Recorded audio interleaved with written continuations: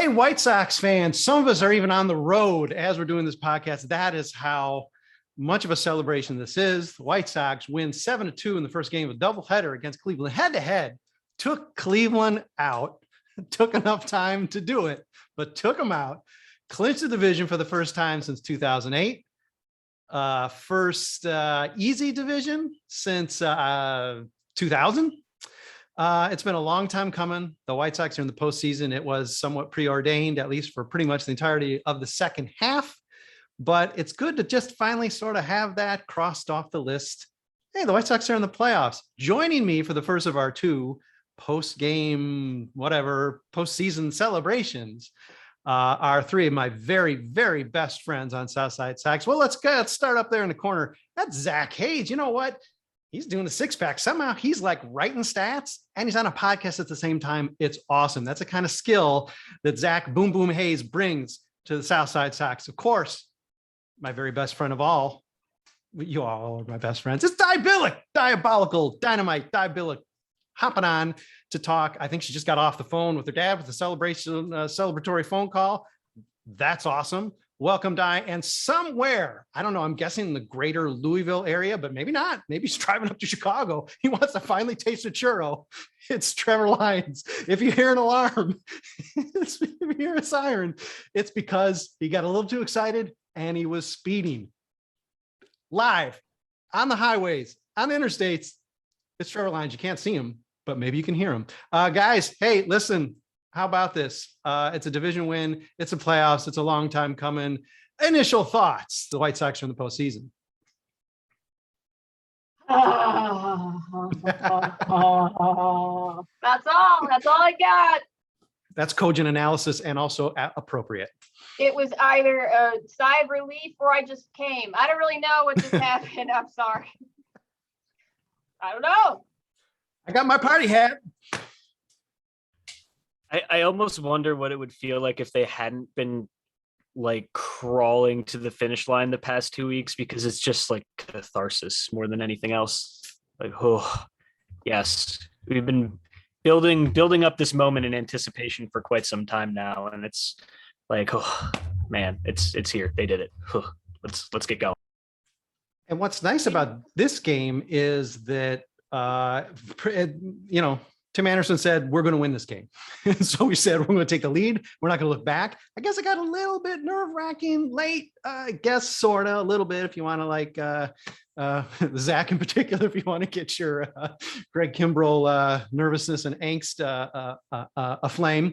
But pretty much led from the start. So there was going to be no funny business here. The White Sox we're going to take the division today. Trevor Lines, how'd you experience it? Hey guys, can you hear me? Yes, we can, Trevor. I just had to pop in. I watched a little bit of the highlights, mostly was listening to it. I'm down here in Bardstown, Kentucky, the bourbon capital of the world. Might have to pick up a celebratory bottle of bourbon or something for the big win. But yeah, very exciting. Obviously it was a foregone conclusion at this point, but good to get that weight off the shoulders and hopefully it's the start of a nice little run here heading into the playoffs. This is a weird, as Zach alluded, a very strange clinch of the postseason, somewhat preordained from into the first half. Let's face it, it looked like the White Sox are going to run away with this. They made it a bit torturous. And of course, nobody ever got to the point where they thought, well, geez, this isn't going to happen, even though mathematically, until just moments ago, it was possible. So this is a weird kind of clinch feeling. And again, in spite of my clear party hat, it's just a weird, it's going to go down as a strange memory because they did sort of like stumble, roll, fall into the playoffs. Before we take our break and get into a little bit more of postseason nuts and bolts, is there a postseason, given that there aren't that many, they can probably be counted for most of you, maybe on a couple fingers, if not just one hand, a favorite clinch memory that stands out, in your past as a fan? Obviously, I will speak for 2008 because that was the most magical thing that's ever happened. In 2005, I felt kind of like I feel now, where I was nervous because we lost momentum and we didn't clinch until September 28th. And it was, it was like, oh God, we went so long being so good. And then at the end, all that doubt crept in, and I feel exactly like that right now. In 2008, I kind of knew, you kind of know, but that clinch was the best one. Yeah, sure. 2008 was like house money. It's like, holy cow, you're winning 3 games against 3 different teams in a row. Got the crazy sweaty Freddie game where it's like he was killing us, and then he's like, oops, I'm hurt. I got to come out of the game, which sort of helped. And then come on, blackout. Forget about it. You aren't going to beat blackout, even though that was the peak. That was the peak. Zach, what stands out to you? Oh man, yeah, the pickings are slim, honestly. Yeah. So I will think I think to the 2005 American League Division Series actually as a moment when El Duque famously gets out of the bases loaded jam, and they win the game, and Chris Berman is crying tears of sadness in the broadcast booth. And that was a moment where I was pretty young at that point, but that was the first playoff series win I had ever seen. It was the first playoff series I could really remember in my lifetime. I was like pretty small for 2000. And that was like oh my God, this is what it feels like. This is going to happen. It's in my little 9-year-old brain still sticks out very, very sharply. Hey, Trevor, the White Sox haven't been in the playoffs since you've been old enough to drink bourbon. So what's your favorite clinching memory in your young life? Yeah, it's got to be the blackout game easily. That was an electric atmosphere. Hopefully they can have something similar to that this year. But I think the real difference between 2005, where they were struggling down the stretch, and now when they were struggling down the stretch is that in 2005, they had someone to push them a little bit, and it wasn't necessarily a foregone conclusion. Those games towards the end really did start to mean something. And these games have been meaningless for months now. It's hard for me to get up for them. I've kind of been a little bit more tuned out than usual. So I'm sure that those guys are kind of feeling the same way. And that's the thing that worries me more than them playing bad baseball, because as we know in baseball, things flip all the time. 2 weeks ago, the Yankees looked like absolute world beaters, and the Cardinals looked like they were going to be on a golf course somewhere. So I mean, you can't really see when a team's going to start to get hot. So I wasn't really too worried about the fact that the Sox aren't hot right now, as much as the fact that they've been playing pretty meaningless baseball games for the better course of 2 months, and then having to potentially turn that or flip that switch. So hopefully here, this did seem like a more meaningful game, just because they did have that opportunity to clinch today, and they got up for it. So hopefully this can be a little bit of a boost heading into the playoffs. Yeah, Trevor speaks to the malaise that has infiltrated the site, has killed all of our spirit, as we just simply wait for October 3rd to come so the real stuff can begin on October 7th. So speaking of that, we're going to take a quick commercial break. The commercial is probably going to be flat, boring. You're probably not going to want to buy the thing that's being advertised, because it's probably just a lame commercial. We don't have, I can guarantee you, it's not a Billick voiceover commercial. So you're not, sorry, SB Nation, you're not going to want to buy it. But we're going to be back in just about 1 minute to talk a little bit about what's coming up ahead in October. Hey, guess what? If you're watching us, that was just a second. It wasn't a minute. I lied to you.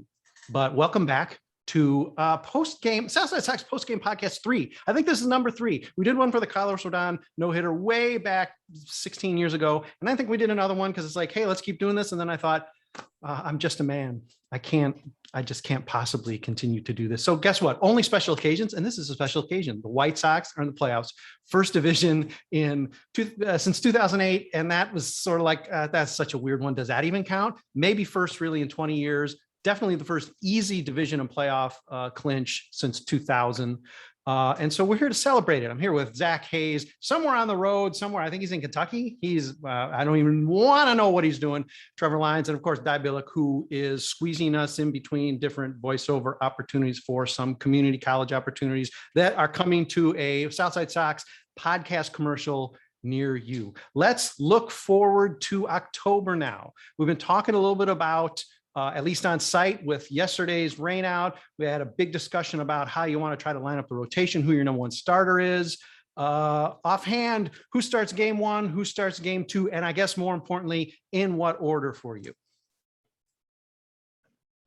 I'll start. Hey, remember when in the Never Ending Story where friggin' what's his name was like Artax was stuck in the swamp. That's what it's felt like for me personally, especially when we were in Texas, which is just, the devil's asshole. It's a swamp. It really is. That was painful. I feel like I've been delivered from whatever murky place we were in, and I just like took some glasses off, and now here we are. I'm gonna come in with the unpopular opinion. I think if it's the popular opinion, then screw me, I guess.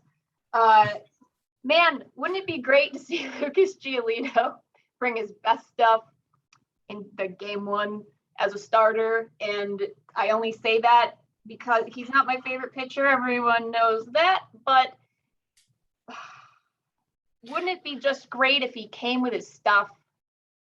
He did it last year. He had the long rest. He had told everybody he didn't like pitching on a long rest. They gave him like 6 days because it's like somehow it was too complicated to line up the rotation for the postseason last year. And he had a perfect game, like 5-6 innings. Yep. He killed it. So that tells you that whatever the rest, whatever the pressure, he is going to rise up. And if it's going to be a game one in Houston, I think he's the guy you got to hand the ball to. Zach, Trevor, what are you thinking? Yeah, I mean, I would absolutely love it if Carlos Rodon comes out next Tuesday chucking 98 again. I don't think that's going to happen. So he's unfortunately not as much in the picture as we would have thought of a month or two ago. I think, you're right. It's Giolito and Lynn, an easy 1A, 1-2. But I think between the two of them, there's one guy who has pitched in the World Series before and pitched in a lot of playoff games before, and that's Lance Lynn. And I think you got to give him the ball game one. I think that's the guy, especially against a team like Houston.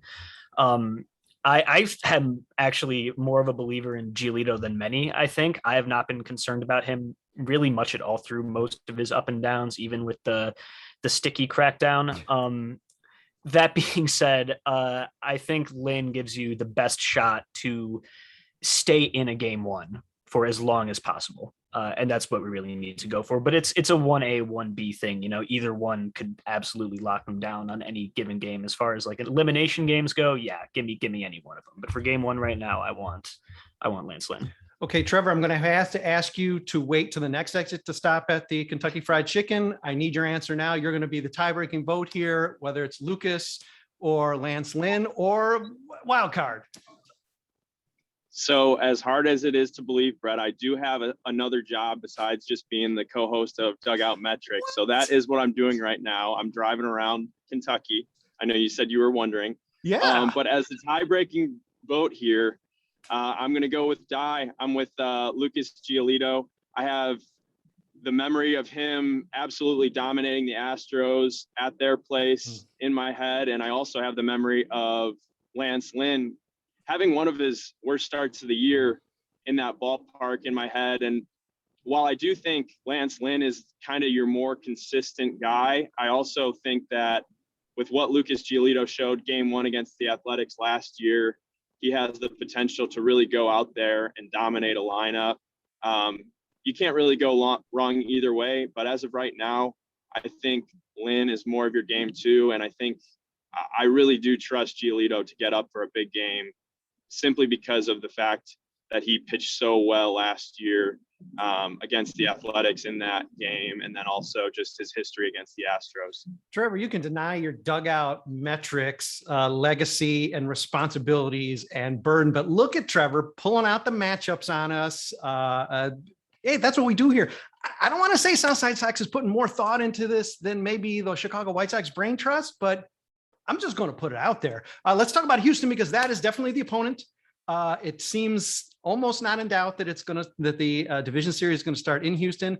It's not a done deal, but it's not looking great. White Sox do have a more favorable schedule, but the White Sox have also been playing terribly pretty much throughout the second half. Maybe this is going to be the wake-up call they need to run the table and take home field advantage. That would be very sweet. The White Sox played very poorly, probably their worst series of the season. It's got to be up there in Houston this year.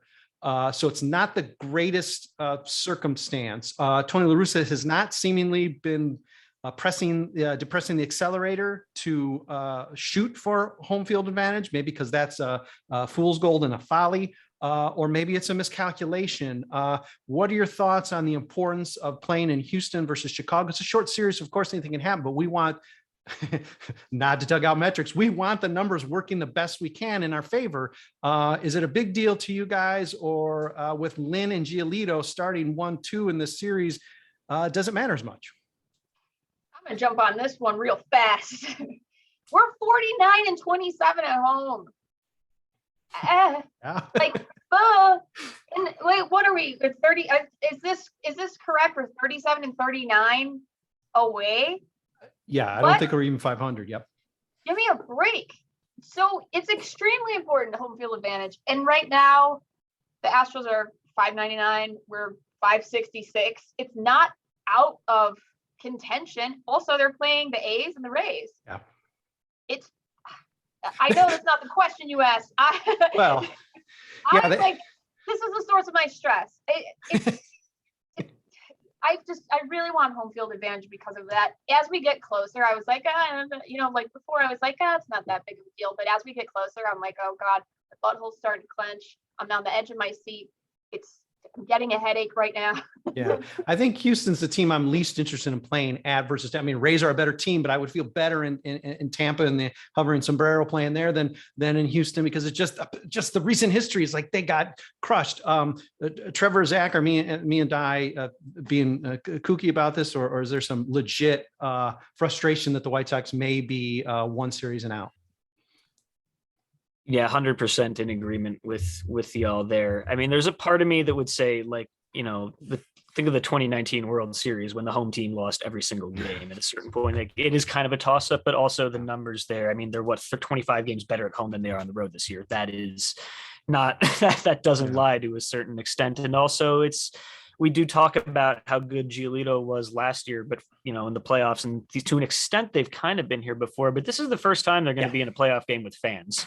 Yeah. And Houston, they've been there before. They know what to expect. The fans are going to bring it. I'm not super. Yeah. And it's frustrating because the time to have this conversation from the front office standpoint and from the managerial standpoint was like 3 weeks ago. And I think we've said it on podcast a few times that we were going to get here and we were going to be having this conversation. And it was going to be kind of, it's not good because you can very easily, it's just so easy to picture them just going in that 0-2 hole in Houston. It's so easy. We've seen it happen this season before. So anything can happen. It's a 5-game series. Anyone could have the best game of their life or the worst game of their life, whatever, but it makes you nervous, and for very good reasons. Okay, before we get to you, Trevor, this would be future PA announcer inheriting from Gene Honda, and assistant GM Di Billick, assistant GM Zach Hayes, bench coach. I'm thinking Trevor Lines, because we're all thinking more about this than the White Sox actually are. Okay, bench coach Trevor, what's your feeling about the home? You've been there. You've been in the dugout not long ago, facing a team on the road that you need to beat under the pressure versus being at home. Big difference? No difference? You don't care? Yeah, I think that what they were saying is spot on. It is a 5-game series. Once you get to the postseason, I've been kind of saying it all year, really anything can happen. It's just making sure you have that lottery ticket to get there. Making sure you have that ticket punched is the biggest thing, and the Sox really had that. But as far as matchups go, Houston's not a great matchup. And as far as home versus road, one thing to point out is this isn't a cookie cutter ballpark that they're going to play in. It's one of the funkiest ballparks. You got that short porch in left field, and then all those crazy angles out in left center. Imagine Eloy trying to navigate that. He's looked better this year, but it's not ideal. And then you have offense that has one of the highest ground ball rates in the entire American League this entire season, playing in kind of a bandbox of a park, especially that short porch out in left. And so I don't think it's a great park for the Sox specifically. So hopefully they can start elevating the ball here a little bit more over the next couple of weeks, because they could get homered to death down there in Houston. Okay, bench coach, you just, with your comments about Eloy, I just got a promotion because you just killed Zach mentioning Eloy in left field, trying to play in front of the choo-choo train. So I think now I am going to have to be assistant GM, and that's very dangerous. Hey, let's not forget, guys, maybe none of you want to say it. the trash cans. Let's not forget these guys are dirty, stinking cheaters. They're going to find a way to jimmy something. We don't want to play more games in Houston than in Chicago. These are the dirtiest cheaters we want to beat. Sorry, Houston. I know you want to just forget about all that. We haven't forgot. Most of that roster's still, they're probably still, you see them walk out of the batter's box and still just listen for a distant echo of a trash can, metal or plastic. Man, we need to beat these guys, and we needed home field advantage, and hopefully it is still within reach, because as pointed out, I think by Zach, it is an easier schedule, or I think Di said, the A's aren't doing a lot of help for anybody right now, at least of all themselves. But again, it's not playing the Rangers, so there is a distant shot. Is it encouraging at all? I guess we're probably wrapping this up soon, but is it encouraging at all to see the offensive outburst in just 7 innings today? The home run strokes were there. Tim with 2, Luis, do you have 2? Eloy with 1, Luis with 1. A power stroke against not a bad pitcher. Reeling. They weren't going to fall out of bed hitting necessarily. They haven't for like 6 months. So why today? Is this an encouraging sign? Because obviously when this offense is working on all cylinders, it can be as good as they come. Is this heating up on September 23rd exactly what we need to have happen? Well, are we not going to lose the game 0-10 later, like in 2 hours here? Because that's kind of what's been happening. So is it encouraging?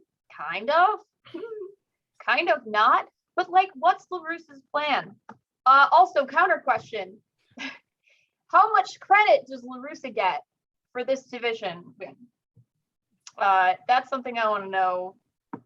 Okay, Di Billick is taking over the podcast, so I'm going to answer first. Oh no, I love it. It's about time. I'm going to answer first, and I think the answer is, okay, he didn't crash the car. It's not broken. I think we are in a head-to-head fight with Houston for home field if Tony La Russa is not the manager. And I'll even say if Ricky Renneria was the manager, I'd say we're in a head-to-head fight with Houston. I'm sorry, Tony. Again, thank you for not crashing the car. And I hope you've got that second, third gear because you're a Hall of Fame baseball person for the postseason, because I guess that's part of the reason why you're here. Everybody makes a big deal about the fact that, visuals, Ricky was constipated all game 3 last year, and I guess that's why he got fired. Okay, doesn't seem to be exactly the way you should run a ball club, but okay. So hopefully Tony won't be doing that. He might be slumbering. I mean, I don't know. I hope he isn't. Okay, Trevor, Zach, thoughts on Tony's amount of credit for delivering this division win? Man, I might have said this on this podcast. I've definitely said it to a lot of people a lot of different times, but for all of the talk about the postseason, do people not forget what happened the last time he was managing in the World Series, when he literally brought in a pitcher he didn't even have warming up in the 8th inning of like game 5 of the World Series? But my overall take is that managers in baseball, as opposed to a coach in football or basketball, where you have an entire game plan and strategy that is different coach to coach and very much affects the way the game on the field or the court is played, that's not the case in baseball. I think like a good manager is not going to win you that many games necessarily.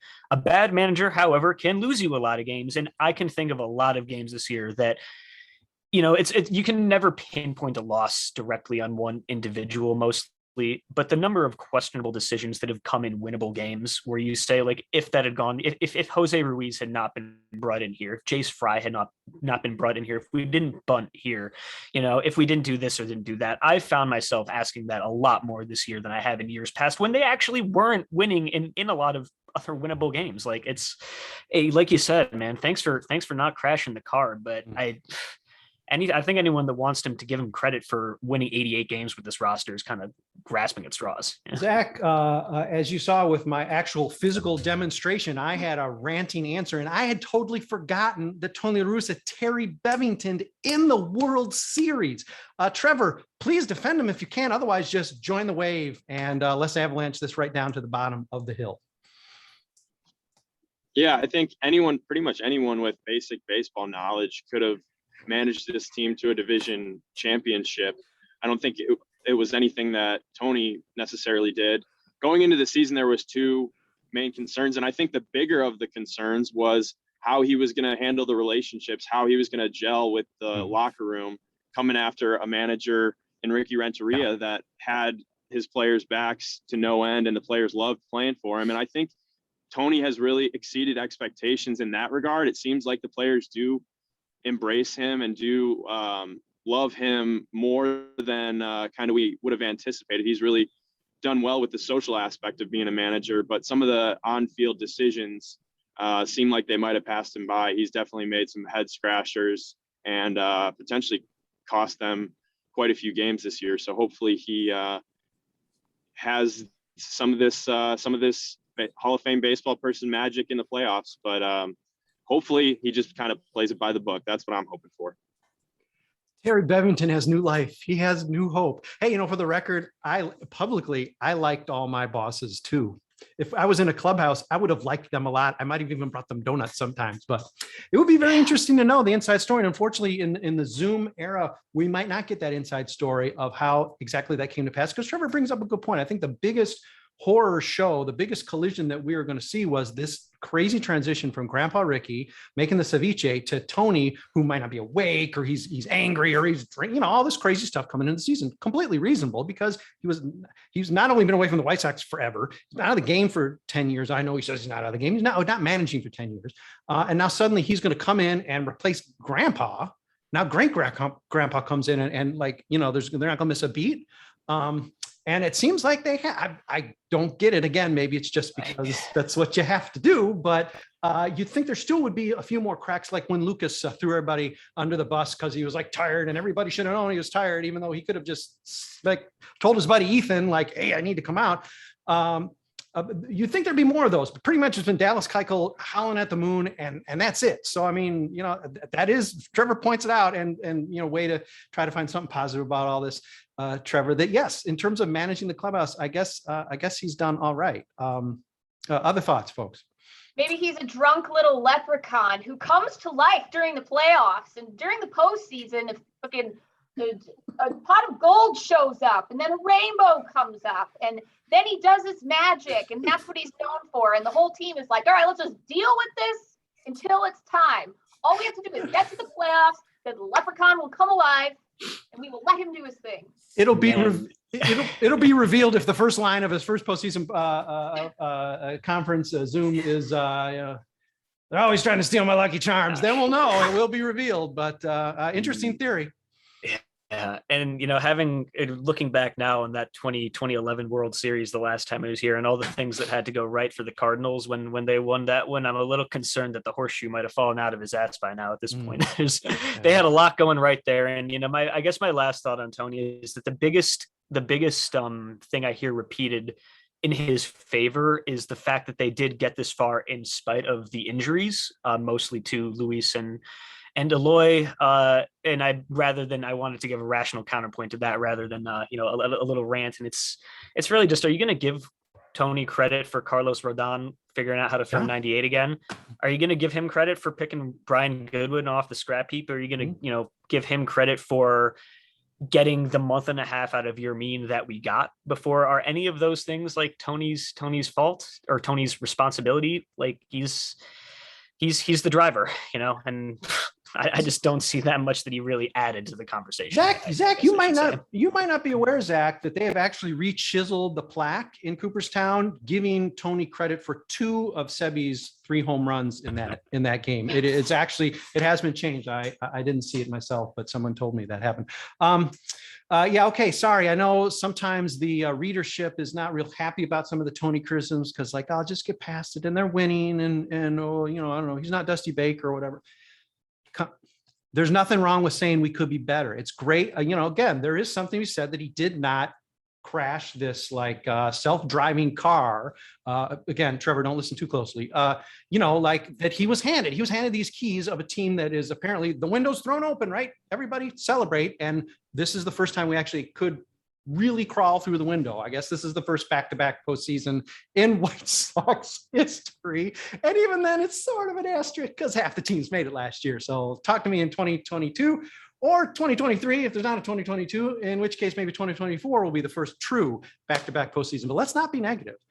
This is a celebration. The White Sox, with plenty of time. I mean, not many days after the 1983 White Sox, who won the division by, and this is true, 650 games. They only clinched on September 17th. So this is pretty good. I mean, it helps to have no other teams in the division above 500. Bodes well for that window of contention. But hey, it's a celebration. Who cares what happens in the second game? I think second game is Gavin Sheets catching.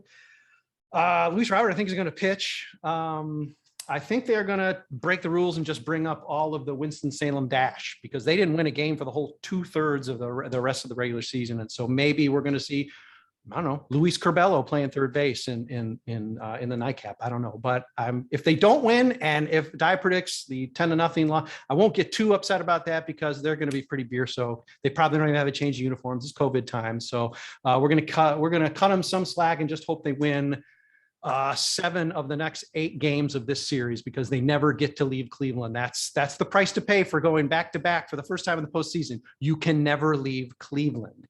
Hey, listen, we did it. Thank you for joining me, the three of you. Any last thoughts? As you said, what are you going to go do now? Are you going to call your dad again, Di? Are there any friends, brothers, sisters, loved ones that you need to reach out to celebrate this with? Because you jumped right on with me. I only have one family member, and it's highly recommended, if you don't want to be stressed out, just to not talk to the rest of your family until you die. I'm excited. I'm really, really excited. I'm so happy about it. The only time that I will feel negative is popping onto here and talking about realism. But in my head, I'm an idealist. I'm going to ride this thing. I'm so excited and so happy. Yay. And also congrats to everyone. We are not players, but man, have we suffered through some stuff. We've suffered through some stuff. All of us have been here longer than Leury Garcia. So yes, we have earned this. Zach, have you talked to your pops yet? Oh yeah, he just left. Actually, he's as a jaded person, you know, he's a little less excited than on the surface than maybe some of us, but he's bubbling underneath. I know. And once the actual postseason rolls around, he'll be as excited as any of us. The negativity that I express, online on the pages of Southside Sox and my own Twitter account completely runs in the family. So, there's muted joy in the household right now. And I'm going to take the rest of the day to enjoy that. Trevor, you have just probably dialed up from just one bottle of bourbon to maybe an entire case, just listening to the palpable excitement here among your fellow Southside Sox fans. Any special call you're going to make, or viewing parties come postseason, because you are outside the Chicagoland area? No, not yet. I was actually back in the Chicagoland area for about the last 10 days before Wednesday, and I was able to go to the opener of the Angels series with my sister. So that was a blast. Good to be back for a bit. But one kind of more serious observation, I guess, and I don't know whether this is really a good thing or a bad thing or a neutral thing, just something that I kind of noticed, is it seems like every big game that the Sox have had over the past couple of years, I'm going to liken this to a horse race because I'm down here in Kentucky, but they almost seem to offensively be front runners, where they're getting out to a big lead. They're jumping on the pitcher right away. I'm thinking opening day last year against the Twins, where they put up big numbers after Giolito went out and gave up some runs. And then obviously today, and then the postseason series against the A's. And then it almost seems like they settle a little bit. And I would almost like to see them pour it on a little bit more. You look up in the second inning and they have 7, and then you look up after the 7th inning and they're still kind of stuck on 7. So I wish they would have poured it on a little bit more. It might be just something to keep in mind, or something to keep observing to see whether that's actually a trend. Saving it for the nightcap, Trevor. They are going after Houston. They heard all our negativity. They said, "Oh, we're going to show you. You've already got a little bit of spoils. You think it's Christmas in September? Oh, it's going to be Christmas in October." Let's hope so. We have a second podcast. Yes, double your pleasure, double your fun. Second podcast after the nightcap, after surely the victorious nightcap, piloted by new manager Billick, and also star new closer Gavin Sheets, and catcher Brian Goodwin. Those will all be the predicted stars for tonight. We are going to probably be having a much larger gathering to celebrate again this postseason clinch and the season to date. So we will talk to you probably as soon as you're done listening to this one and watching us. There's going to be another one queued up for you to enjoy with other members of our Southside Sox family. Thanks as always, everybody, for reading, listening, sometimes even watching. We will be back with tons of coverage between now and the end of the regular season, and particularly in the postseason, whether it lasts just 3 games or much, much more. We will be giving you much more layered coverage than we even have. And we've been giving you a lot of layered coverage this regular season in the postseason. So stay tuned with us at Southside Sox. Thanks always for your attention and your readership. And we'll be back at you with more podcasts again, really probably before we even want another one.